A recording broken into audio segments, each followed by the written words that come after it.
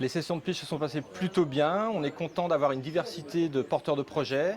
Après, la difficulté de ces dernières années, c'est tout ce qui se passe maintenant en hybride, avec des gens sur place, des gens à distance. Mais c'est vrai que cette année, on est content d'avoir un maximum de personnes qui ont pu venir à Saint-Laurent-du-Maroni. Nous, ce qu'on veut, c'est avoir une diversité de profils d'auteurs qui présentent des choses très différentes. Mais on a aussi une diversité de profils de producteurs, de diffuseurs.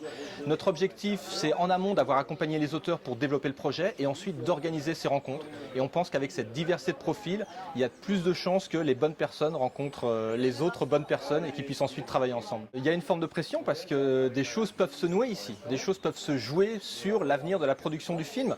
Mais j'ai trouvé d'abord qu'ils ont été très bien préparés par nos deux intervenants qui les ont mis dans les meilleures conditions, donc ils arrivent en confiance pour présenter leur projet. Et puis je les ai trouvés très bons.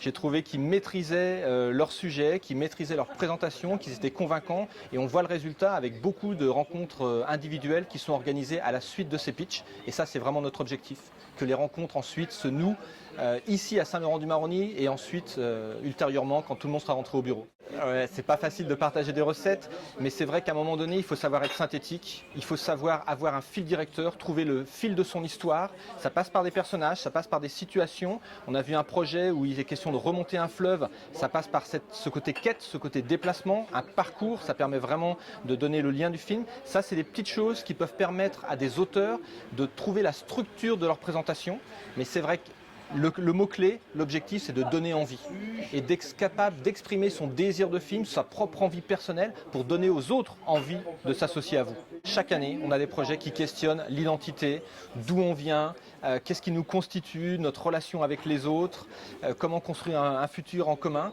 Et puis cette année, la petite aussi différence, c'est qu'on avait plusieurs projets autour de la musique. On a eu un projet panaméen, un projet haïtien, un projet guyanais qui ont un ancrage très fort dans un milieu musical et à travers lequel ils veulent parler de leur pays.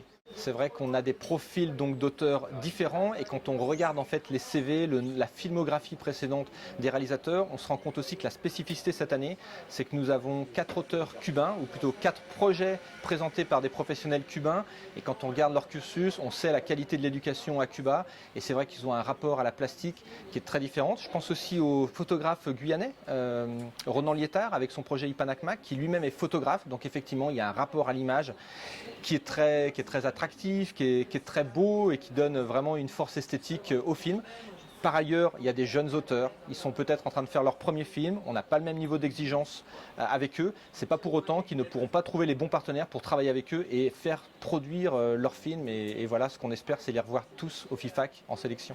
L'objectif du FIFAC c'est d'être une locomotive, c'est d'avoir un impact, de contribuer à la structuration de la filière et l'objectif de Doc Amazonie Caraïbes c'est de proposer des activités professionnelles pour renforcer des compétences, pour développer des réseaux et on sait que ce sont les deux choses qui manque un petit peu, surtout aux professionnels en début de carrière, cette question de l'écriture qui est fondamentale pour le documentaire et puis cette question du réseau professionnel, trouver les bonnes personnes, on espère que ce sera ici, c'est vrai que c'est tellement compliqué si on est tout seul dans son coin, un festival comme le FIFAC, c'est une espèce de carrefour.